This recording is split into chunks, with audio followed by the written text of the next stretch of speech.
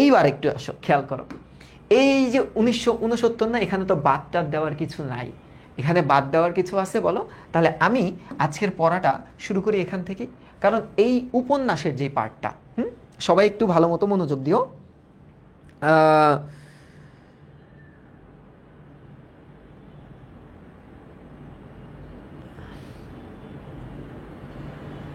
হ্যাঁ, প্রবন্ধ থেকে দুইটা আসবেই, প্রবন্ধ থেকে দুইটা আসবে। তো সবাই একটু মনোযোগটা স্থির করো আমার প্রতি না, আসলে পড়াটার প্রতি। এখন আমি তোমাদেরকে যা মজা করার, সেটা মূল এফআরসি যখন ফেজ 2 শুরু হবে তখন দেখো, তোমরা হাসতে হাসতে আওলায় থাকবা, বাট এখন একটু সিরিয়াস হইতে হবে আমাদের, কারণ টেস্ট পরীক্ষা না। টেস্ট পরীক্ষাতে যদি ফেল করো, তাহলে কারিনা আন্টির মেয়ে জরিনা তো অন্য কাউকে বিয়ে করে ফেলবে, তোমাকে তো আর বিয়ে করবে না। এখন একটু খেয়াল করো, এই যে উপন্যাস, হুম, উপন্যাস থেকে কয়টা প্রশ্ন আসবে? 4টা প্রশ্ন। কিভাবে? 1, 2, 3, 4। প্রত্যেকটা প্রশ্নের ভিতরে ক আর খ আছে। হ্যাঁ, ক আর খ আছে।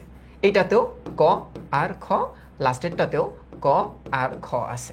ওকে, তোমার অ্যান্সার করতে হবে কয়টা? 2টা। এখন তুমি কোন 2টা অ্যান্সার করবা? চিন্তা করো, তোমার এই 2টা কমন পড়ছে, তুমি এই 2টা অ্যান্সার করছো। এখানে 3 মার্ক এবং এখানে 7 মার্ক। সিমিলারলি এখানে 3 মার্ক, এখানে 7 মার্ক। তো আগে যেটা দেখা যেত, সৃজনশীলের লাস্টেরটা, একদম লাস্ট সৃজনশীল 7 নাম্বার সৃজনশীলের 4 নাম্বারটা লিখতে পারতাম না, বাট এবার যদি ভুল ক্রমে তুমি একটা রেখে আসো পরীক্ষার হলে, 7 মার্ক যাবে। আগে যেত 4 মার্ক, এখন যাবে 7 মার্ক। বাঁচার কোনো উপায় নাই, 7 মার্ক চলে যাওয়া মানে এমনি A+ থেকে সরে যাওয়া। ঠিক আছে? তাইলে এই উপন্যাসে যদি আমার 20-এ 20 পেতে হয়, তাহলে আমার কয়েকটা জিনিস জানতে হবে। প্রথম জিনিসটা, এখনকার পোলাপাইনের যেই টেন্ডেন্সিটা আছে, সেটা হচ্ছে ফাঁকিবাজি। আমি বলি সাজেশন জিনিসটা একটা ফাঁকিবাজি জিনিস। হ্যাঁ, একটা হচ্ছে সাজেশন। ওকে, আরেকটা জিনিস কি বলতো? আরেকটা জিনিস হচ্ছে যে লেখার ধরন, যে লেখার ধরন মানে আমি কতটুকু লিখবো, লেখার ধরন। এই 2টা জিনিস সম্পর্কে যদি ধারণা থাকে, তাহলে আমরা এখানে 20-এ 18 হলেও পাবো। এভারেজ স্টুডেন্ট 18 হলেও পাবে। একটা এভারেজ স্টুডেন্ট আমরা কাদেরকে বলি? যারা আসলে পাস করে কিন্তু ভালো রেজাল্ট পর্যন্ত যাইতে পারে না, তাদেরকেই তো আমরা এভারেজ বলি, তাই না? তো তারাও 18 মতো 90% মার্ক এই উপন্যাস থেকে অ্যাচিভ করতে পারবে। কি করতে হবে আমাদের? দেখো, কয়েকটা জিনিস সম্পর্কে খুব ভালো ধারণা রাখতে হবে। কি কি জিনিস? তো উপন্যাসের ওপর তোমাদের কাছে গাইড আছে, টেস্ট পেপার আছে, মেলা কিছু আছে। তো যে কোনো একটা জিনিস দেখে পড়ার আগে আগে মূল বইটা পড়বা। ঠিক আছে? মূল বইটা পড়বা। একটু খেয়াল করো, এই যে যে উৎস পরিচিতি, হ্যাঁ, উৎস পরিচিতি নিয়ে আসলে পড়ার কিছু নাই। আমরা খালি জানি এটা মুক্তিযুদ্ধের প্রেক্ষাপটে রচনা করা, বাস শেষ। পাঠের উদ্দেশ্য কি? মুক্তিযুদ্ধ সম্পর্কে একটা ধারণা দেওয়া। এগুলা জানি, প্রত্যেকটা গাইড বা টেস্ট পেপারে এই জিনিসগুলো আমাদের ভরপুর দেওয়া থাকে, বলা দেওয়া থাকে না? এইবার এইগুলা লেস ইম্পর্টেন্ট জিনিস। অ্যাকচুয়াল ইম্পর্টেন্ট জিনিস তাহলে কি? একটু খেয়াল করো। প্রথমেই ক্যারেক্টারগুলো ইম্পর্টেন্ট, কারণ প্রতি ক্ষেত্রে কতে, এই দেখো কতে মানে আমাদের উপন্যাস থেকে যে প্রশ্নগুলো হবে কতে, হ্যাঁ, চরিত্র রিলেটেড প্রশ্ন থাকবেই। চরিত্র কেন্দ্রিক প্রশ্ন, চরিত্র কেন্দ্রিক প্রশ্ন থাকবে। ঠিক আছে? চরিত্র কেন্দ্রিক প্রশ্ন থাকবে কোথায়? আমি যদি বলি চরিত্র সেন্ট্রিক কোয়েশ্চেন, এটা তো লেখাই আছে, এটা লিখলাম কেন হুদাই। আচ্ছা, কতে এগুলা থেকে প্রশ্ন আসবে। তো সব চরিত্র কি ইম্পর্টেন্ট হয়? সব চরিত্র কিন্তু ইম্পর্টেন্ট হয় না। এখানে কিছু চরিত্র লেখা আছে, দেখো। এই রচনায় মেজর এজাজকে আমরা সবাই চিনি। রফিক, এই রফিকের নাম যে রফিক, এটা আমরা 10 নম্বর দৃশ্যতে যে জানি, তার আগে তো তাকে নীল শার্ট পরা লোকটা বলেই আমরা পার করে দিচ্ছিলাম। এই রফিক সম্পর্কে একটা ধারণা রাখতে হবে, কেন জানো? সব থেকে রহস্যজনক ক্যারেক্টার হচ্ছে এই রফিকটা। সব থেকে রহস্যজনক ক্যারেক্টার এই রফিক, কারণ একমাত্র রফিকই এই মেজর সাহেবের বিরোধিতা করছিল, সাহস দেখাইছিল, এই রফিকটাই কিন্তু। তো এই রফিক সম্পর্কে ধারণা তোমরা একটু ভালো মতো নিবা। তার নাম রফিক পাইছি আমরা দৃশ্য নাম্বার 10-এ, এবং তার বাড়ি হচ্ছে কুমিল্লার নবীনগরে, এগুলো আমরা জানতে পারি। ঠিক আছে? সেই গ্রামের না। এবার একটু দেখো আজিজ মাস্টার, এই আজিজ মাস্টারটা কেমন জানো? কিছু কিছু ক্যারেক্টার থাকে একটা সিনেমা বা নাটকে, যেইগুলা মানে দর্শকের মনে স্থান পায় খুব মজা ভালো মতো, কারণ এই ক্যারেক্টারগুলো হিউমার দেয়, একটু মজা দেয়। ঠিক আছে? এই আজিজ মাস্টার, কারণ বলো তো আজিজ মাস্টারের কোন জায়গায় ইট ঝুলাইতে বলছিল, ইস, ছেলেরা তো আসলে এটা কল্পনাও করতে পারতেছে না বা পারে নাই যে ওই জায়গায় ইট ঝুলে তার প্রিয়, উফ, তার কাছে যে মালার কাছে যে দাঁড়াইতে বলছিল, কি দুষ্টু। আচ্ছা, এবার দেখো ইমাম সাহেব সব থেকে বেশি মায়ের খাইছে এই রচনায়, যে সে হচ্ছে ইমাম সাহেব, যেটা আসলে তার যে পদবি ইমাম, এটার সাথে কিন্তু একদমই যায় না। তো পাকিস্তানের যে অমানসিক এবং পাশবিক যে নির্যাতন আছে, সেই নির্যাতনের একটা দৃশ্য আমরা বুঝতে পারি এই ইমাম সাহেবের মায়ের উপরে। এবার দেখো যে জয়নাল মিয়া, এই জয়নাল মিয়া কি আমাদের মাস্টার সাহেবের শ্বশুর হইতে পারতো, ইভেন কল্পনায় হয়তো বা শ্বশুর হয়েই আছে। তো এই যে জয়নাল মিয়া আসলে একজন ধনাঢ্য ব্যক্তি, বাট গ্রামে কিন্তু তার সম্মানটা একটু কম। এগুলো হচ্ছে মেইন ক্যারেক্টার। হ্যাঁ, মেইন ক্যারেক্টার। এছাড়াও সফদরুল্লাহ ছিল একটা ক্যারেক্টার, মনে আছে তোমাদের এই ক্যারেক্টারটা সম্পর্কে? সফদর উল্লাহ, এই ক্যারেক্টার সম্পর্কে মনে আছে? যার স্ত্রী এবং শালিকার সাথে রাজাকাররা মানে তাদের ইজ্জত নিয়ে খেলা করে। এই সফদরুল্লাহ ক্যারেক্টারটা থেকে গতে কোয়েশ্চেন হবে যে তার মানসিক পরিবর্তনের কারণ কি, এই প্রশ্নটাই আসবে। হয়তোবা তোমরা অনেকে পাইছো তোমাদের প্রিটেস্ট পরীক্ষায়, ঠিক আছে? তো এই সফদরুল্লাহ ক্যারেক্টারটাও ইম্পর্টেন্ট। এছাড়া কিছু লেস ইম্পর্টেন্ট ক্যারেক্টার আছে, যার ভিতরে একজন হচ্ছে বদি। ও বদি, বদি ডাকে না, বলো এই বদি। আচ্ছা, বদির স্ত্রী অনুফা, হ্যাঁ অনুফা। তারপর তার বাবা মীর আলী, মীর আলী, ওকে। এছাড়া আর কি কি ক্যারেক্টার আছে বলো তো? হ্যাঁ, এছাড়া নীলু সেন ক্যারেক্টারটা ইম্পর্টেন্ট, বলাই ক্যারেক্টারটা ইম্পর্টেন্ট, চিত্রাবুড়ি ক্যারেক্টারটা ইম্পর্টেন্ট, এবং মনা এবং বীরু এই ক্যারেক্টারগুলোও কিন্তু মোটামুটি আমরা বলতে পারি ভালো ইম্পর্টেন্ট, ঠিক আছে? তো এখানে ক্যারেক্টার দেখবা গাইড বা টেস্ট পেপারে অনেক বড় বড় অংশ তোমাদের দেওয়া আছে, সেখান থেকে আমি জিনিসগুলোকে ছোট করছি এবং বোধগম্য করে তোলার চেষ্টা করছি। যেমন একটা জিনিস খেয়াল করো, এই যে মেজর এজাজ উপন্যাসের অন্যতম প্রধান খল চরিত্র। আমরা খল চরিত্র বলতে কি বুঝি বলতো? খলনায়ক বলি না? হ্যাঁ, খলনায়ক মানে কি? ভিলেন। এই রচনার ভিলেন কেমনে ভিলেন দেখো। এই উপন্যাসের অন্যতম প্রধান ক্যারেক্টার, চরিত্রটির মাধ্যমে ঔপন্যাসিক, ঔপন্যাসিক কথাটার অর্থ হচ্ছে লেখক, অর্থাৎ যে উপন্যাস রচনা করে, পাকিস্তানি মিলিটারির নির্মম ও জঘন্যতম রূপটি তুলে ধরছে। মানে এই ক্যারেক্টারটা কিন্তু আসলে একটা প্রতীকী ক্যারেক্টার, ঠিক আছে? আমরা বলতে পারি এই ক্যারেক্টারটা একটা প্রতীকী ক্যারেক্টার। একদম বাস্তবে যে ঘটনাটা ঘটছে ব্যাপারটা এরকম না, বাস্তব ঘটনার অনুরূপ করে তিনি এই রচনাটা লিখছে। এবার একটু দেখো, মুক্তিযুদ্ধের নির্যাতন নিপীড়নকারী এই চরিত্রটি ঔপন্যাসিক অত্যন্ত কাছ থেকে দেখাইছে। যারা যুদ্ধ দেখে নাই বা জানে নাই তারা এই ক্যারেক্টারটা পড়ে ধারণা পাবে। তার নেতৃত্বে পাকিস্তানি সেনারা গ্রামে হত্যাকাণ্ড এবং বর্বর পাশবিক কর্মকাণ্ড চালায়।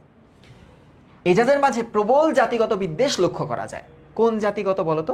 তারা মনে করে বা সে মনে করছিল যে পাকিস্তান জাতিটা খুব এলিট এবং আমরা একটা হিন্দু জাত। কারণ অনেক সময় আমরা এটা পাইছিলাম না যে রফিক এর যখন হচ্ছে ওই কালী মন্দিরে যায়, তখন রফিককে একটা কথা বলে, মনে আছে?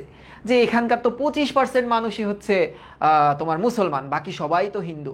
তখন কিন্তু রফিক একটু এই ব্যাপারটাকে মানে প্রতিবাদ জানাইছিল যে না, মোটেও এরকম না। এবার দেখো তো, যা ধর্মীয় মেলবন্ধনকেও স্পর্শ করেনি, মানে তার চোখে আসলে আমরা খুব নিচু শ্রেণীর মুসলমান, ইভেন আমরা মুসলমানই হয়তো বা না। এবার কি বলতেছে দেখো, এজাজের কাছে এই অঞ্চলের মানুষ মুসলমান হিসেবে স্বীকৃতি পায় নাই, কারণ ওই কালী মন্দিরের ঘটনার ওখানে আমরা স্পষ্টভাবে একটা ধারণা পাবো। হিন্দু মুসলমান সকলকেই বাঙালি হিসেবে দেখেছে, মানে তার কাছে আসলে হিন্দু বা মুসলমান হওয়াটা মুখ্য না। হ্যাঁ, মুখ্য না, তার কাছে মেইন বিষয় হচ্ছে আমি বাঙালি, তাই আমার নির্যাতনের শিকার হইতেই হবে। এবার একটু দেখো, আর চালিয়েছে পাশবিক নির্যাতন। এজাজের মাঝে বন্ধু মেজর বখতিয়ারকে খুঁজে বের করার প্রয়াস ছাপিয়ে নীলগঞ্জের নির্যাতনের প্রয়াসটি ব্যাপক হয়ে উঠছে। আসলে সে কি বলে বলো, যে তার এক ফ্রেন্ড ছিল যার নাম বখতিয়ারকে মুক্তিবাহিনীরা তুলে নিয়ে গেছে বা গুম করে ফেলছে, এই কারণে সেই গ্রামে আসছে তার বন্ধুকে উদ্ধার করবে। বাট ব্যাপারটা কিন্তু এরকম ছিল না। এই জায়গায় যেটা ব্যাপক হয়ে উঠছে, ব্যাপক মানে যেটা ফুটে উঠছে, সেটা হচ্ছে নির্যাতনটাই ফুটে উঠছে। এবার একটা জিনিস দেখো, রফিক সব থেকে রহস্যময় ক্যারেক্টার এই রচনায়, স্পেসিফিক একটা, তোমরা বলতে পারো এটা আসলে একটা অন্যতম সেরা একটা ক্যারেক্টার, ঠিক আছে? কারণ পুরো রচনা পড়ে মানুষ আসলে প্রথম দিকে না, হয়তোবা লাস্ট পর্যন্ত এই রফিক ক্যারেক্টারটাকে কেউ বিশ্লেষণ করতে পারে নাই, ঠিক আছে? এই ক্যারেক্টারটা কিরকম একটু খেয়াল করো, উপন্যাসের সব থেকে রহস্যময় ক্যারেক্টার। এই রফিক কোন অঞ্চলের মানুষ নীলগঞ্জবাসী তা জানতে পারতো না বা জানতো না, বাট আমরা এই রচনাটা পড়ে যেটা বুঝতে পারি, রফিক ইমাম সাহেবকে নিজেই বলে সে কুমিল্লার নবীনগরের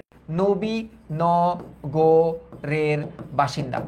পাকিস্তানি মেজর এজাজের সহযোগী হয়ে গ্রামে প্রবেশ করলেও সে মূলত একজন দেশপ্রেমিক ও মুক্তিযুদ্ধের পক্ষের শক্তি ছিল। চরিত্রটা দ্বিমুখী লাগছে আমাদের কাছে, হ্যাঁ, হলেও তার অন্তর্নিহিত প্রেরণা ছিল মুক্তিযুদ্ধ। অন্তর্নিহিত মানে কি বলতো, তার ভিতরের যে প্রেরণাটা ছিল সেটা কিন্তু মুক্তিযুদ্ধ ছিল। মেজর এজাজের সহযোগী হয়ে থাকাটা ছিল তার বহি আবরণ। পাকিস্তানিদের পথ দেখিয়ে গ্রামে নিয়ে এলেও তিনি কৈবর্ত পাড়ায় যেখানে মুক্তিযুদ্ধরা লুকিয়ে ছিল তাদের তল্লাশি চালানো থেকে নিবৃত্ত করেছে। মনে আছে কোনটা? একটা পাগল ছিল না বলতো, মতি মিয়ার একটা শালা ছিল না যার নাম ছিল নিজাম। নিজাম বৃষ্টির মধ্যে দৌড়ায় দৌড়ায় কৈবর্ত পাড়ার দিকে যখন যাচ্ছিল তখন এটা মেজর দেখছিল। মেজর দেখে রফিককে কিন্তু বলছিল, তখন রফিক কি বলে যে না ও পাগল, ওই দিকে যাইতেছে না, ও জানেও না মুক্তিযুদ্ধ আছে ওইদিকে। ঠিক আছে, এবার একটু দেখো কৌশলে তিনি বলায় পাগল নিজামকে রক্ষা করেছেন। মাস্টার আজিজের সম্ভ্রম হানির বিষয়ে বিরোধিতা করেছেন। সম্ভ্রম মানে কি জানো? এখানে আসলে সম্মানটাই আমরা বুঝবো, কারণ প্রথমত তাকে উলঙ্গ করা হয়েছিল এবং উলঙ্গ করে তার এমন একটা জায়গায় ইট ঝুলাই দেওয়ার কথা বলছিল। তখন রফিক কিন্তু বিরোধিতা করে বলছিল যে এটা কেন করতেছেন আপনি, এটা করার কি দরকার? ঠিক আছে, কিংবা মনার ভাইকে যখন বীরুকেও যখন মারা হয় তখনও কিন্তু সে বিরোধিতা করে বলছে এই বাচ্চাটার কি দোষ ছিল। আচ্ছা, তারপর একটু দেখো মেজর এজাজের কর্মকাণ্ডের বিরোধিতা একমাত্র তিনিই করেছেন। শত্রুকে ভুল নির্দেশনা দিয়ে কৈবর্ত পাড়ায় লুকিয়ে থাকা মুক্তিযোদ্ধাদের রক্ষা তিনি করেছেন। এইবার দেখো এখানে দুইটা ক্যারেক্টার আছে, একটা হচ্ছে আজিজ মাস্টার আর একটা হচ্ছে ইমাম সাহেব। এই দুইটা ক্যারেক্টারই কিন্তু বিদেশি চরিত্র। বিদেশি চরিত্র। বিদেশি বলতে তৎকালীন যারা গ্রামের বাইরের বাসিন্দা থাকতো তাদেরকেই বিদেশি বলা হতো, মানে অন্য জায়গা থেকে আসছে বা আগন্তুকদেরকে বলা হতো। তো দেখো এই আজিজ মাস্টার হচ্ছে একজন প্রিন্সিপাল, গ্রামে যে স্কুলটা আছে সেটা দেখভাল করে। সেই স্কুলে 3টা টিচার ছিল, বাট এখন আছে একটা, এবং সে মালাকে পছন্দ করে, যে জয়নাল মিয়ার মেয়ে। এবার একটু দেখো ইমাম সাহেব। ইমাম সাহেবের কাজ নামাজ পড়ানো। ইমাম সাহেবই প্রথমে গ্রামে মিলিটারি ঢুকছে, এইটা সে প্রথমে অবজার্ভ করে, বাট সে প্রথমে আসলে বুঝে উঠতে পারে না। ঠিক আছে, তাহলে একটু খেয়াল করো, এই যে পাকিস্তানি বাহিনীর কাছে সে গুরুত্ব বহন করে আজিজ মাস্টার। পাকিস্তানি বাহিনী নীলগঞ্জ স্কুল কলেজ যখন দখল করে তখন তাকে আগে ডেকে পাঠায়। শিক্ষক হওয়ায় স্থানীয়দের মধ্যে তিনি মান্যজন হিসেবেই বিবেচিত ছিল, খুবই সম্মানিত একজন। তার মধ্যে রয়েছে এক কবি সত্তা, সে কিন্তু খুব সুন্দর কবিতা লিখত, এবং কবিতা কার জন্য লিখত এটাও আমরা গল্পের মধ্যে পাই। কিশোরী একটি মেয়ের প্রতি তার অনুরাগ, অনুরাগ মানে কি বলতো, অনুরাগ মানে টান, টান প্রকাশ পায়। তার কাছে রেডিও থাকে, স্বাধীন বাংলা বেতার কেন্দ্রের প্রোগ্রামও সে শোনে, এটার জন্যও সে একটু আর্মির চার্জের শিকার হয়। পাকিস্তানি রাজনীতি সম্পর্কে ধারণা থাকা প্রভৃতি তাকে মিলিটারির সন্দেহের আওতায় নিয়ে আসে। পাকিস্তানি বাহিনী তার সাথে মুক্তিযুদ্ধের সম্পৃক্ততার সম্ভাবনায় তার উপরে বর্বর নির্যাতন চালায়। উপন্যাসের পরিণতির দিকে, পরিণতি মানে কি জানো, একদম শেষের দিকে, একদম শেষের দিকে নির্যাতন, লাঞ্ছনা ও অপমানের থেকে মৃত্যুকেই তিনি বেছে নেয়। বাট প্রথমে আসলে বেছে নেয় না, স্বাভাবিকভাবে কেউ প্রথমে মৃত্যুকে বেছে নেয় না। ঠিক আছে, আসো 1 মিনিট, স্যার যদি থাকে আমি একটু স্যারকে ডাকি, একটু খেয়াল করো। স্যার নাই, চলে গেছে? ওকে, এবার একটু খেয়াল করো ইমাম সাহেব। ইমাম সাহেবটাকে আসলে আমরা গল্পে মনে করি খুব মানে তুলনামূলক কম গুরুত্বপূর্ণ একটা ক্যারেক্টার, বাট ব্যাপারটা কিন্তু এরকম না। ইমাম সাহেবের উপরে নির্যাতনটা বেশি হয়েছে। দেখো তার গুরুত্ব পাকিস্তানি বাহিনী উপলব্ধি করতে পারে। গ্রামে মিলিটারি প্রবেশ করে তিনি সর্বপ্রথম প্রত্যক্ষ করেন, যদিও এটা আসলে কোনো গুরুত্ব বহন করে না তোমাদের জন্য, কারণ এমসিকিউতে আসবে না। বাট যদি ক্যারেক্টার রিলেটেড মানে বলতে এখন আর কি আসে, তবে এটা একটু লিখতে হবে, তাহলে একটু মার্ক বেশি পাবা। মিলিটারি তাকে জিজ্ঞাসাবাদের জন্য নিয়ে যে নির্যাতন চালায় তাতে ইমাম হিসেবে তার সম্মান এবং সামাজিক অবস্থা গভীরভাবে ক্ষুণ্ণ হয়। ক্ষুণ্ণ হওয়া কথাটার অর্থ কি জানো, নষ্ট হয়। ইমাম সাহেব নীলগঞ্জের অস্থায়ী বাসিন্দা। অস্থায়ী বাসিন্দা বলতে কি বলতো, সে বিদেশি। বলতো সে কার বাসায় থাকে? সে আমাদের জয়নাল মিয়ার বাসায়ও থাকে, সে মসজিদেও থাকে, বিভিন্ন জায়গায় থাকে। জঙ্গলার মুক্তিবাহিনীর অবস্থান সম্পর্কে তিনি অবগত না হওয়ার পরেও তাকে ভয়াবহ অত্যাচারের মুখোমুখি হতে হয় এবং শারীরিক ও মানসিকভাবে সে বিপর্যস্ত হয়ে পড়ে।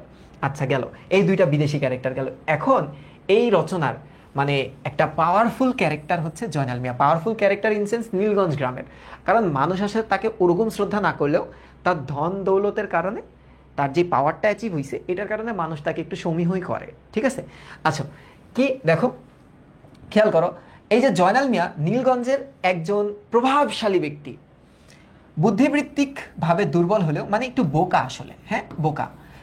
অর্থ সম্পদের জন্য গ্রামবাসী তাকে মান্য করে। তার বাড়িতে আশ্রয় পান ইমাম এবং আজিজ মাস্টার। গ্রামে মিলিটারি প্রবেশ করলে গ্রামের বাসিন্দারা তাকে ঘিরে পরবর্তী করণীয় ঠিক করতে চায়। পাকিস্তানি সৈন্যরাও তাকে জিজ্ঞাসাবাদের জন্য নিয়ে যায়। তার মেয়ে সম্পর্কে পাকিস্তানি যখন কৌতূহল এবং ইমাম সাহেব আজিজ মাস্টারের উপর নির্যাতনের বিভীষিকা তাকে কৈবর্তপাড়ায় আশ্রয় নেওয়া মুক্তিবাহিনী সম্পর্কে তথ্য দিতে বাধ্য করে ফেলে। কারণ আমরা দেখি গল্পের শেষের দিকে একমাত্র মানে মায়ের আগেই জয়নাল মিয়া যখন তার মেয়ের কথা শুনলো তখনই কিন্তু সব কিছু উগলে দিল, মানে বলে দিল। এবার একটু দেখো এই মীর আলী ক্যারেক্টারটা ওরকম ইম্পর্টেন্ট না, ঠিক আছে। আমি মনে হয় মীর আলী বাগানটা উপরে একটু ভুল লিখছিলাম, তোমরা একটু ঠিক করে নিও, সমস্যা নেই। এই মীর আলী হচ্ছে বার্ধক্য। বার্ধক্য কথাটার অর্থ হচ্ছে বয়সের ভার এবং অন্ধত্বের শিকার, মানে চোখে দেখতে পায় না। তো তাকে নিয়েও কিন্তু একটু মজা করছিল, কে বলতো, মজা করে করে এই যে তোমার হচ্ছে মেজর সাহেব, হ্যাঁ তাকে নিয়েও কিন্তু একটু টিটকারি মারে। কারণ এই মেজর সাহেব আছে যিনি, তার বাবাও বলে একটু অন্ধ। দেখো গ্রামে মিলিটারি সন্ত্রাস তার ক্ষুধা ও ব্যক্তিগত অসহায়ত্বকে ছাপিয়ে যেতে পারে না। কারণ আমরা গল্পের শুরু থেকে দেখি যে মীর আলীর পেটে একটু চাপ থাকে। কিসের চাপ? এটার চাপ থাকে, বারবার তার ওয়াশরুমে যেতে হয়। ফার্স্টের দিকে একটু ফানি লাগে, তারপর তার খুব ক্ষুধা লাগে, কখনো চা খেতে ইচ্ছা করে কারণ তার গলায় একটু সমস্যা, হ্যাঁ, আবার কখনো তার হচ্ছে ভাতের খিদা লাগে, বাট আসলে আশেপাশের সিচুয়েশনটা সে বুঝতে পারে না। মীর আলীর কৈবর্তপাড়ায় আগুন দেখতে পারার মধ্যে ঔপন্যাসিক মুক্তিযুদ্ধকে বিশেষত্ব দিয়েছে। এবার একটু দেখো বদিউজ্জামান, মীর আলীর যেই ছেলে বদিউজ্জামান আসলে একটা ব্যবসায়ী, স্ত্রী কন্যা, বৃদ্ধ পিতা নিয়ে তার সহজ সরল জীবন। তার একটা সাইকেলও আছে, বাট সাইকেলটা সে চালাতে এখনো শেখেনি। গ্রামে মিলিটারি আগমন ঘটলে সে দোকানে না গিয়ে বাড়ি ফিরতে গিয়ে পাকিস্তানি বাহিনীর কারণে নিজের জীবনকে অনিশ্চয়তার মধ্যে ফেলে দেয় এবং সে একটা ডোবার ভিতরে সারা দিন ছিল। যেই ডোবায় প্রথমে সে গিরগিটিকে দেখতে পায়, তারপরে শিয়ালকে দেখতে পায় এবং শিয়াল তার স্ত্রীকে নিয়ে আসে, এরকম একটা ধারণা সে করে। এটাও একটা মজার জিনিস। আর এই যে গুরুত্বপূর্ণ ক্যারেক্টার হচ্ছে এই সফদরুল্লাহ, কারণ তার মানসিক স্টেবিলিটি একটু নষ্ট হয়ে যায়। কারণ কি জানো, এই সফদরুল্লাহ জয়নাল মিয়ার কাছে যায়, জয়নাল মিয়ার কাছে যে বলে যে বেলা হয়ে গেছে, গ্রামে মিলিটারিরা আসছে, বউ কিংবা শালিকাকে কি অন্য গ্রামে কি দিয়ে আসবো কি দিয়ে আসবো না। তখন জয়নাল মিয়া বলে এই গ্রামে যারা মারা গেছে তাদের ভিতরে একজন হচ্ছে নীলু সেন, আর কৈবর্তপাড়ায় হচ্ছে দুইজন ছিল চিত্রাবলীর ছেলেকে মারার জন্য দণ্ডিত মনা এবং তার ভাই, এরা কেউ মুসলিম না, এরা সবাই অমুসলিম। তাই জয়নাল মিয়া সফদরুল্লাহকে বলে আরে অমুসলিম যারা মারা গেছে, যে তিনজন মারা গেছে এরা তো মুসলিম না, তোমরা তো মুসলিম, তোমাদের কিছু হবে না, তোমরা গ্রামেই থাকো, আর এই রাত বিরাতে স্ত্রী সন্তান নিয়ে তোমরা যাবা কোথায়। এই কথাটা বলে সে যখন বাসায় ব্যাক করে তখন এসে দেখে যে রাজাকার তার বাসার মানুষজনের সাথে কি করছে। ঠিক আছে, তাহলে দেখো গ্রামের একজন সাধারণ মানুষ জয়নাল মিয়ার কথায় সে আশ্বস্ত হয় যে মুসলমান হওয়ার কারণে পাকিস্তানি বাহিনী তাদের নির্যাতনের বাইরে রাখবে, কিন্তু তার নিজের স্ত্রী ও শ্যালকের উপর বা শালিকার উপর মিলিটারি নির্যাতন তাকে মানসিকভাবে বিপর্যস্ত ও প্রতিশোধ পরায়ণ করে তোলে।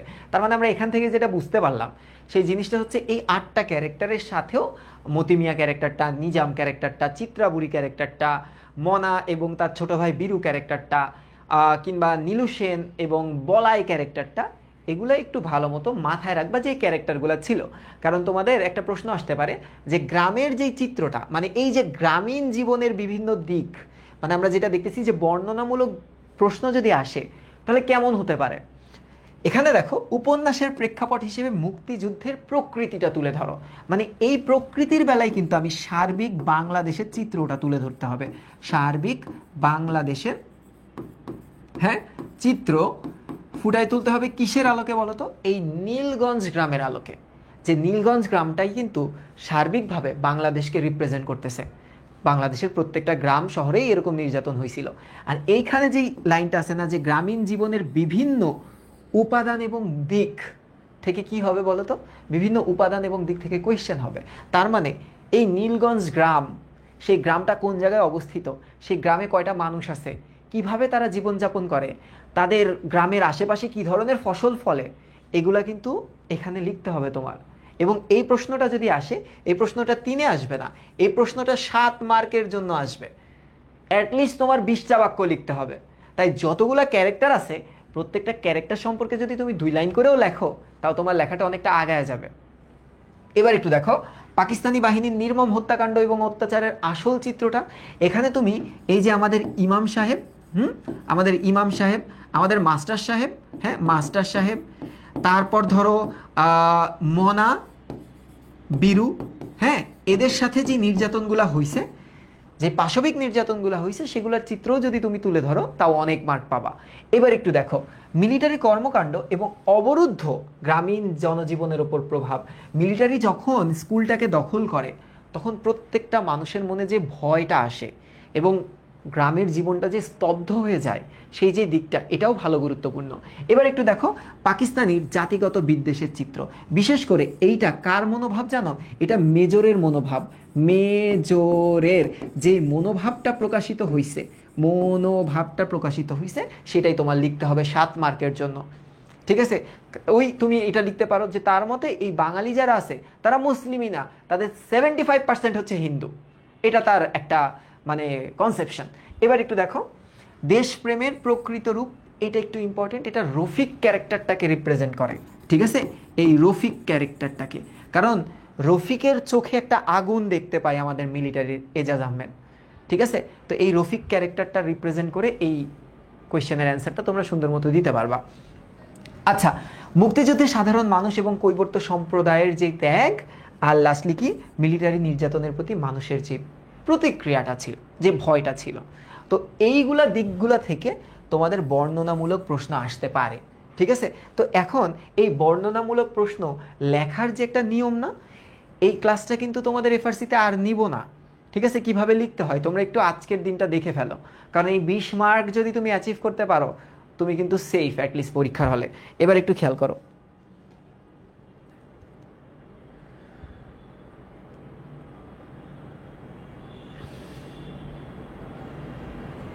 কি ক্লিয়ার না রে? দেখা যায় না ঠিকঠাক মতো? হ্যাঁ, পিডিএফটা শিটটা সব ক্লাস শেষ হতে হতেই দিব। এবং তোমাদের জন্য একটা জিনিস বানাইছি। আমাদের লেখা 2টা বই ছিল। একটা হচ্ছে এসএসসি এফআরসির একটা বই ছিল, যেটা আমাদের আসলে একটা কি বলে এটাকে, তুমি বলতে পারো যে প্রথম একটা প্রোডাক্ট ছিল আমাদের, ফিজিক্যাল প্রোডাক্ট এফটি থেকে। আমরা অনেকটা পরীক্ষামূলকভাবে এটা বের করি। যে বইটা এর আগের বার ফাইনাল রিভিশনের বইটা ছিল, সেখানে কোনো উত্তর ছিল না, সেটার সমালোচনা এবং সেটার প্রশংসাও আমরা অনেক পাইছি। 7,000 কপি সেল হয়ে গেছিলো, মানে স্টক আউট হয়ে গেছিলো, আমাদের কাছে কোনো স্টক নাই। এরপরে ইবিআই এফআরসিতে একটা বই লিখছিলাম, বাংলা, ইংলিশ এবং আইসিটি, সেটা 1,000 কপি আমরা আনছিলাম এবং প্রায় 7 দিনের ভিতরেই 1,000 কপি শেষ হয়ে যায়। মানে লাস্ট একজন বই নিতে আসছিল, সে কান্নাকাটি করে গেছিলো। আমাদের কাছে একটা কপি ছিল, যে কপিটা আমরা আসলে টাঙায় রাখি আমাদের একটা মানে প্রমাণ হিসেবে, এটা আমাদের একটা অ্যাচিভমেন্ট হিসেবে। তো ওই কপিটা নিয়ে গেছিলো, নিয়ে যাওয়ার পর বলছিল আপনি বইয়ের টাকাও রাখেন, বইটা আমাকে দেন, পরীক্ষাটা শেষ হলে আমি বইটা আবার ফেরত দিয়ে যাব। তো সেই বইতে আমি কিছু এলিমেন্ট দিছিলাম। হ্যাঁ, এমসিকিউ গাইড বা টেস্ট পেপারে হাজার হাজার আছে, কিন্তু এমন যদি হইতো যে আমি 20টা এমসিকিউ করতেছি, যে এমসিকিউর সলভ করলে আমার ক হয়ে যাইতেছে, আমার ক্ষয়ের পড়াটা হইতেছে, মানে সৃজনশীলের অনুধাবনের পড়াটাও হইতেছে, আবার বহুপদী সমাপ্তি সূচকেরও পড়া হইতেছে, তাহলে ব্যাপারটা একটু ইজি হয়ে যেত না? মানে একসাথেই 3 in 1। এবার আমি সেই কাজটা তোমাদের সাথে করছি, যেটা আগের ব্যাচের এসএসসিতে করি না, এইচএসসিতে করছিলাম। ঠিক আছে, এখানে কিছু এমসিকিউ আছে, যেগুলো দেখো জ্ঞানমূলক, অনুধাবনমূলক, বহু নির্বাচনী সংবলিত সুপার সাজেশন। এই সাজেশনটা এখনও ফুলফিল হয়নি, এটা একটা ড্রাফট কপি। ঠিক আছে, এটা একটা ড্রাফট কপি। এটা এমসিকিউর জন্য পড়বা, এটা ক্ষয়ের জন্য পড়বা, এটা কয়ের জন্য পড়বা। এখানে দেখো প্রথমটাতে আছে প্রায় 32টা, বাট এটা কমে আসবে, এটা কমে ধরো 20-এ আসবে বা 25-এ আসবে প্রত্যেকটা চ্যাপ্টার থেকে। তো এইটা এবারকার ইউএসপি হিসেবে ধরতে পারো আমাদের সাজেশন বই, কারণ সাজেশন বই আসতেছে 2টা, একটা জেনারেল সাবজেক্টের জন্য আর একটা হচ্ছে সায়েন্সের সাবজেক্টের জন্য। তাহলে এইটাও তোমাদের জন্য রেডি আছে, তোমরা পেয়ে যাবা যখন তোমাদের এমসিকিউ ক্লাসটা নেব আগামী দিন, সেই এমসিকিউ ক্লাসে তোমরা পাবা এটা। এখন যে জায়গায় ছিলাম আমরা সেটা আগে শেষ করি। দেখো বর্ণনামূলক প্রশ্ন লেখার নিয়ম, এখানে যে প্রশ্নটা সব থেকে বেশি আসে, সব থেকে বেশি আসে, কোন প্রশ্নটা সব থেকে বেশি আসে জানো? কতটুকু লিখব, কতটুকু লিখব, কতটুকু লিখব। আচ্ছা, আশ্চর্যবোধক চিহ্ন দিলাম, কারণ এই প্রশ্নটা আসলে আমাকে আশ্চর্য করে। এটা কেন করতেছো তোমরা? তোমরা কিন্তু জানো আসলে কতটুকু লেখা উচিত, ঠিক আছে? এটাই বলে। প্রথমত এখানে কোনো উদ্দীপক থাকে না। লেখার বেলায় তুমি খুবই স্বাধীন, তুমি খুবই স্বাধীন। স্বাধীন এই সেন্সে যে হুবহু বইয়ের জিনিস তোমার তুলে দিতে হবে। তুমি কিন্তু এই জায়গায় কন্টেন্ট বানায় লিখতে পারবা না, ঠিক আছে? তুমি কিন্তু কন্টেন্ট বানায় লিখতে পারবা না, বানিয়ে লেখা যাবে না। কন্টেন্ট বানায় লেখা যাবে না, নতুন গল্প নতুন কাহিনী সৃষ্টি করা যাবে না। বইয়েরটা হুবহু তুলে দিতে পারবা, এটাই হচ্ছে স্বাধীন এই জায়গায়, কারণ উদ্দীপক নাই যে। বুঝতে পারছো? আর আরেকটা জিনিস যেটা মাথায় রাখতে হবে, বানান ভুল। বানান ভুল করা যাবে না, ওকে? দেখো বানান ভুল কিন্তু আমারও হয়েছে, একটু আগে মিরালি বানানটা আমি ভুল করছি না? বানান ভুল হওয়াটা খুবই স্বাভাবিক। তুমি খুব বড় বাংলাবিদ বা ব্যাকরণবিদের কাছে গেলেও দেখবা বানান ভুল হচ্ছে, এটা হইতেই পারে। হাজার হাজার শব্দ আছে, পরিচিত শব্দের বাইরে যদি কাউকে কোনো শব্দ দেওয়া হয়, সে সেই শব্দের বানান ভুল করবেই। তো তোমরা একটু চেষ্টা করবা মাথায় রাখার জন্য যে মানুষ মাত্রই ভুল, ভুল যে কেউ করতে পারে, সৃষ্টিকর্তা বাদে, ঠিক আছে? বড় বড় অলিয়া উলিয়ারা কি ভুল করেনি? তারাও ভুল করছে, করতেই পারে। ইমাম, মুয়াজ্জিন, তারা কি ভুল করে না? ধর্মীয় গুরুরা কি ভুল করে না? সবাই ভুল করে। তো তোমাদের যে জিনিসটা করতে হবে, তোমরা তো ছোট মানুষ, তোমরা ভুলের পরিমাণটা একটু বেশিই করবা, স্বাভাবিক, বাট যতটুকু মিনিমাইজ করা যায়, কারণ ভুল যদি চোখে পড়ে এটা নাম্বার কমায় দিবে। তো এই তিনটা জিনিস একটু মেনটেন করব। এখানে একটু দেখবো যে কতটুকু লিখবো, এটা আমি তোমাদেরকে এখন বুঝাইতেছি। দেখো, প্রথমত দুইটা কোয়েশ্চেন দিয়ে আমি বুঝাই দিই কতটুকু লেখা উচিত, তারপর কি কি কোয়েশ্চেন পড়বে। এখানে একটা সাজেশন কপি আছে বাংলা প্রথম পত্রে, সেই সাজেশন কপিটা একটু দেখে যেও, এখানে প্রায় অনেকগুলা কোয়েশ্চেন আছে, একটু খেয়াল করো। খুনের বিচার করতে মেজর এজাজ এতটা আগ্রহী হয়েছিল কেন? কার খুনের বিচার? চিত্রা বুড়ির সন্তানের, ঠিক আছে? কার? চিত্রা বুড়ি। আচ্ছা, এই চিত্রা বুড়ির ছেলের, তাই তো? আচ্ছা, আগে কন্টেন্টটা বা কনটেক্সটটা বুঝতে হবে। তাহলে কার খুন, এই কনটেক্সটটাই যদি আমি না বুঝতে পারি তাহলে তো আমি লিখতে পারবো না। তাহলে দেখো, কেন এত আগ্রহী হয়েছিল বলতো? কারণ আতঙ্ক দিয়ে দিতে, মানুষের মনে একটা আতঙ্ক সৃষ্টি করতে, বা মানুষের মনে একটা ভীতি তৈরি করতে, ভীতি তৈরি করতে, ঠিক আছে? মানুষের মনে ভীতি তৈরি করতে সে আগ্রহী হয়ে উঠছিল। এটা তো একদম সরাসরি অ্যান্সার, এক পাইলা। বাট এখানে কি 3 প্যারা করে লিখবো? এখানে কি 2 প্যারা করে লিখবো? বা এখানে কি 1 প্যারাতেই কমপ্লিট করবে? এটার কোনো স্ট্যান্ডার্ড নিয়ম এখনো আসেনি, ঠিক আছে? তুমি কিভাবে লিখবে একটু দেখো, আমি তোমাদেরকে বলি। দেখতে লাগতেছে কতটুকু দেখো তো, দেখতে এতটুকু লাগতেছে না? বাট এটা তোমার লিখতে 1 পেজই খরচ হবে, কারণ এটা তো বড়, বোর্ডে তো অনেক, বোর্ড তো অনেক বড়, লেখার ফন্ট মাত্র 10। তোমরা তো আর কেউ 10 ফন্টে লিখবা না, তোমাদের লেখার ফন্ট কত থাকবে জানো? 18 থেকে 20 সাইজ আর কি, একটু খেয়াল করো। দেখো, নিজেকে ন্যায় বিচারক হিসেবে দেখানোর পাশাপাশি গ্রামবাসীর মাঝখানে আতঙ্ক ছড়িয়ে দিতে মেজর এজাজ খুনের বিচার করতে আগ্রহী হয়েছিল। এই যে এইটাই এখানকার মেইন অ্যান্সার। হ্যাঁ, একটা মেইন অ্যান্সার তো লাগবেই তোমার, যে অ্যাকচুয়ালি কোন কারণে সে আগ্রহীটা হয়েছিল, ঠিক আছে? আর সে যে শাস্তিটা দিতে চাইছিল, এই শাস্তিটা একটা কঠিন শাস্তি দিতে চাইছিল, কঠিন শাস্তি। এই শাস্তির মাধ্যমে আসলে সে তার কর্তৃত্ব, তার গ্রামের কর্তৃত্ব কি করতে চাইছিল বলতো? কর্তৃত্ব সেট করতে চাইছিল, সেট করতে চেয়েছিল। এখন চিন্তা করো, আগের সরকারের শেখ হাসিনা কিছু হইলেই আয়না ঘরে ঢুকাইতো, ঠিক আছে? যারা জানতো আয়না ঘরের কাহিনী, বা যেই পরিবারগুলো জানতো যে আমার স্বামী গুম হয়ে গেছে বা আমার বাবা গুম হয়ে গেছে, সেই পরিবার কিন্তু চাইলেও হাসিনার বিরুদ্ধে যাওয়ার কথা বলার সাহস রাখতো না। কেন? কারণ সেও যদি হারায় যায়, সেও যদি গুম হয়ে যায়, তাহলে তার পরিবারটাকে দেখবে কে? কারণ এখানে পরিবার যেখানে আছে সেখানে পিছুটান আছে। তো সে এই জায়গায় একটা এক্সাম্পল সেট করতে চাইছিল, যে আমি এমন একটা কঠোর শাস্তি দিব, যেই শাস্তি গ্রামবাসী সারা জীবন মনে রাখবে যে আমার বিপক্ষে যাওয়া যাবে না, ঠিক আছে? তো এটা হচ্ছে প্রথম রিজন। দেখো, আমি একটা বাক্য ব্যবহার করছি রাইট অ্যান্সারটা লেখার জন্য, একটা বাক্য। হ্যাঁ, এটা একটা বাক্য। তোমরা কেউ লাইন গুনে লিখবা না, তোমরা বাক্য গুনে লিখবা, আর বাক্যটা সিম্পল সেন্টেন্সে রাখার চেষ্টা করবা। এবং অথবা, যেহেতু, সেহেতু, তাই, যদিও, এইসব লিখবা না, সিম্পল সেন্টেন্সে রাখার চেষ্টা করবা। এবার একটু খেয়াল করো,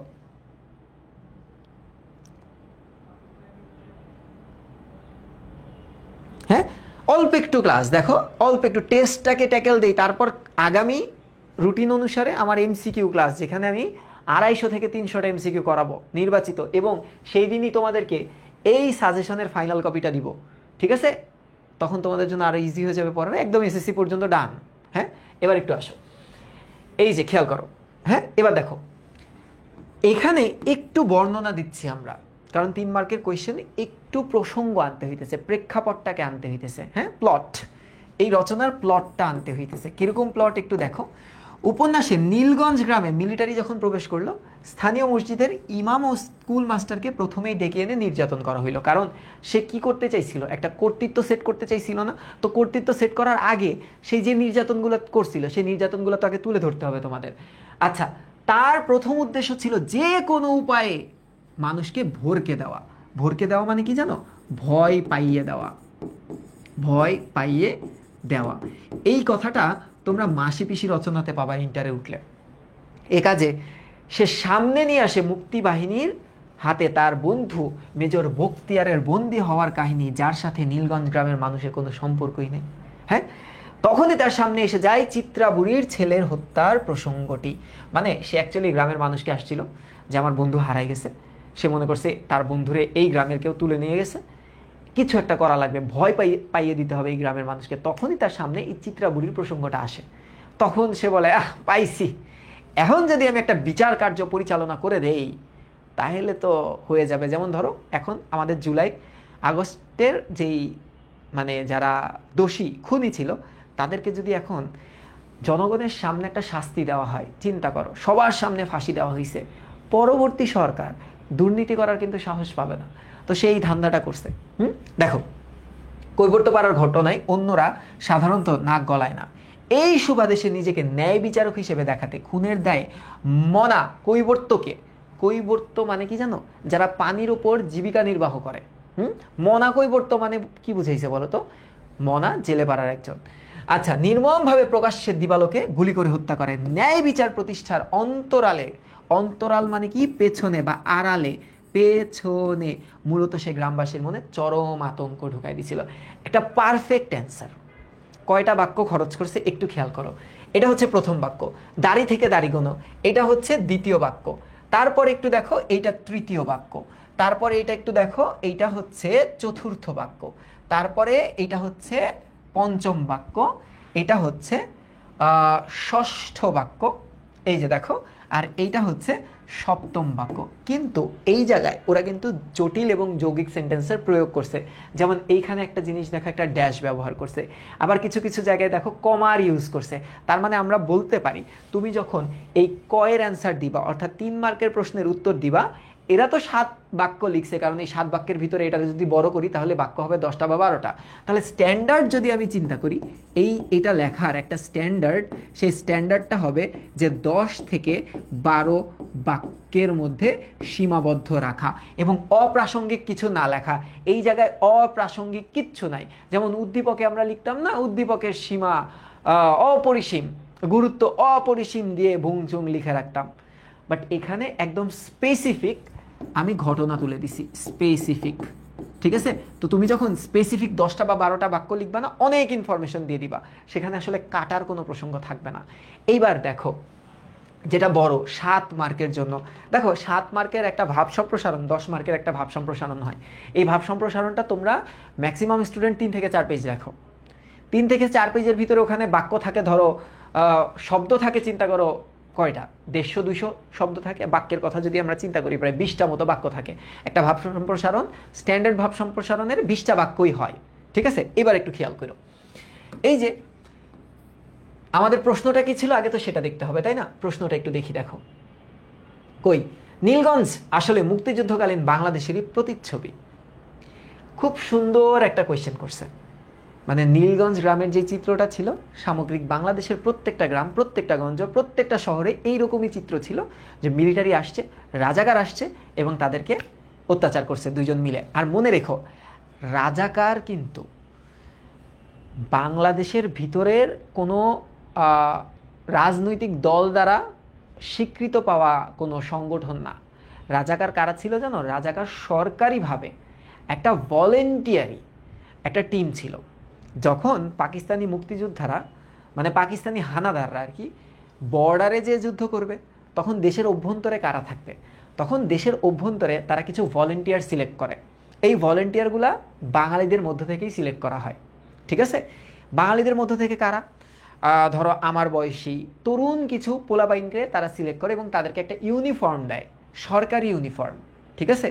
পাকিস্তান সরকার তাদেরকে নিযুক্ত করে। তো অনেকের একটা ধারণা আছে যে রাজাকার হয়তো বা আমাদের দেশের কোনো রাজনৈতিক দল সিলেক্ট করে দিছিল এবং তারা পাকিস্তানিদের হেল্প করতো। ব্যাপারটা এরকম না, পাকিস্তানিরাই তাদেরকে সিলেক্ট করছিল রাজাকার হিসেবে।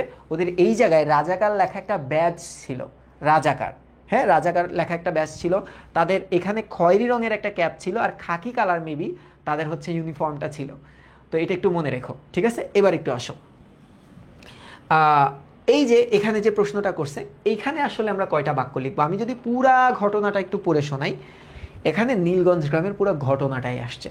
এই ঘটনার ভিতরে কোন ঘটনাগুলোকে স্থান দিবা তোমরা? এই প্রশ্নটা যদি আসে, এই প্রশ্নটা গুরুত্বপূর্ণ, তোমরা হয়তো বা তোমাদের প্রিটেস্ট পরীক্ষায় পাইছো। আমি তোমাদেরকে একটু বলি যে কোনগুলাকে তোমরা প্রায়োরিটি বেশি দিবা। কোনো ক্যারেক্টারকে প্রায়োরিটি দিবা না, ওই ক্যারেক্টারের ওপর যে ঘটনাগুলো ঘটছে সেগুলোকে তুমি প্রায়োরিটি দিবা। প্রথমে ইমাম সাহেবের উপর অত্যাচার দিতে পারো, তারপরে তুমি দিতে পারো হচ্ছে তোমার এই যে মাস্টারের উপর নির্যাতনের কথাটা দিতে পারো, তারপরে চিত্রাবুড়ির ওই ঘটনাকে তুমি তুলে আনতে পারো, নীলু সেনের সাথে ঘটনাটাকে তুমি তুলে আনতে পারো, কৈবর্তপাড়ায় আগুন দেওয়ার সাথে ঘটনাকে তুমি তুলে আনতে পারো। এরকম দেখো ওরা কি বলছে। স্বাধীনতা উত্তর, উত্তর মানে কি পূর্বে, তাই না? স্বাধীনতার আগে বাংলাদেশের কথা সাহিত্যে সরি উত্তর মানে তো পরে, তাই না? উত্তর, উত্তর মানে তো পরে, আচ্ছা পরে। বাংলা কথা সাহিত্যের সবচেয়ে জনপ্রিয় শিল্পী হুমায়ুন আহমেদ মুক্তিযুদ্ধ ভিত্তিক 1971 শীর্ষক উপন্যাসে তিনি গ্রামীণ পটভূমিতে 1971 সালের মহান মুক্তিযুদ্ধের একটি আলেখ্য রচনা করেছেন। অন্য আর 10টি সাধারণ অজগ্রামের ভিতরে, অজপাড়া গ্রাম, অজগ্রাম মানে অজপাড়া গ্রাম, এটা বাংলা একটা উপসর্গ মতোই 1971 উপন্যাসে নীলগঞ্জ গ্রামের মানুষের জীবনযাত্রা রাজনীতির কোনো ছোঁয়া না লাগলেও পাকিস্তানি মিলিটারি বাহিনী প্রবেশ করার পর গ্রামটি ধীরে ধীরে জানি একখণ্ড যুদ্ধের ময়দানে পরিণত হতে শুরু করে। 30-40টি পরিবারের বিচ্ছিন্ন জনপদ নীলগঞ্জ। তার মানে এটার একটা ভৌগোলিক পরিচয় আমরা এখন পাচ্ছি। দেখো ভৌগোলিক, হ্যাঁ ভৌগোলিক পরিচয় আমরা পেলাম। বিচ্ছিন্ন জনপদ, বিস্তীর্ণ জলাভূমি গ্রামটিকে কাস্তের মতো দুই দিক থেকে ঘিরে ধরেছে। এখানকার প্রায় সকলেই কৃষিকাজ করে, শীতকালে প্রচুর রবি শস্য এখানে ফলে।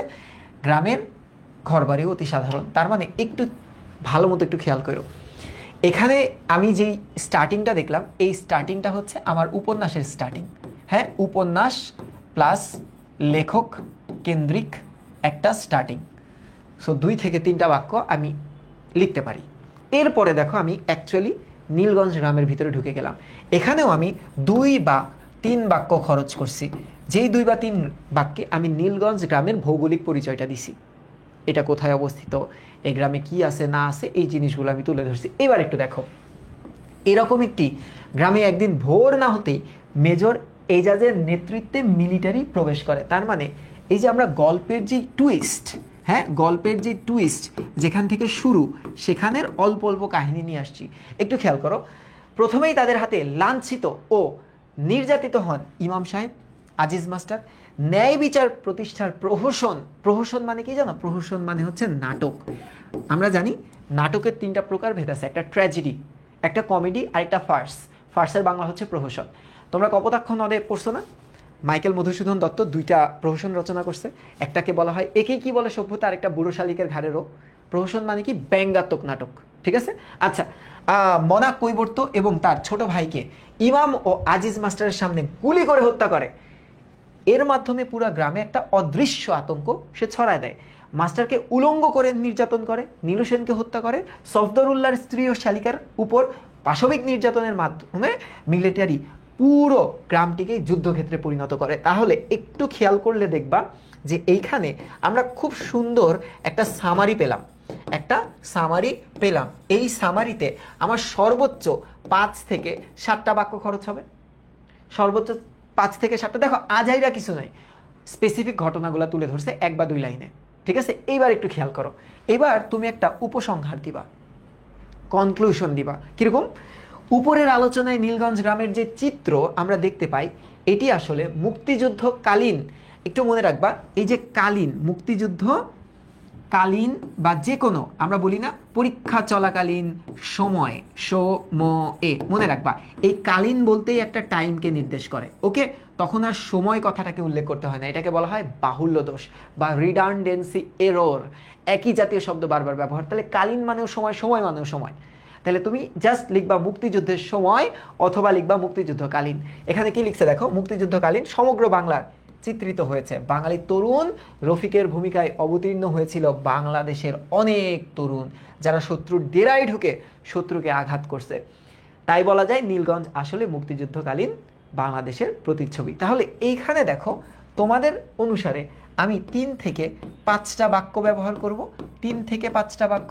তো আমি এই যে 7 মার্কের কোয়েশ্চেনটাকে, হ্যাঁ, আমরা কয় খণ্ডে বিভক্ত করছি একটু দেখো তো। আমরা খণ্ডে বিভক্ত করছি 4টা। এটা তুমি যদি চাও 1 খণ্ডে লিখতে তাও হবে, ঠিক আছে? তাহলে একটা স্ট্যান্ডার্ড ফর্ম যদি আমরা সিলেক্ট করি, একটা স্ট্যান্ডার্ড ফর্ম, তবে সেই স্ট্যান্ডার্ড ফর্ম হবে 16 থেকে 20টা বাক্য। তাহলে তুমি উপন্যাসে 2টা কোয়েশ্চেনে 20-এ 20 ইনশাল্লাহ পাবা, হোপফুলি। ঠিক আছে, তাহলে একটু লেখো ডান।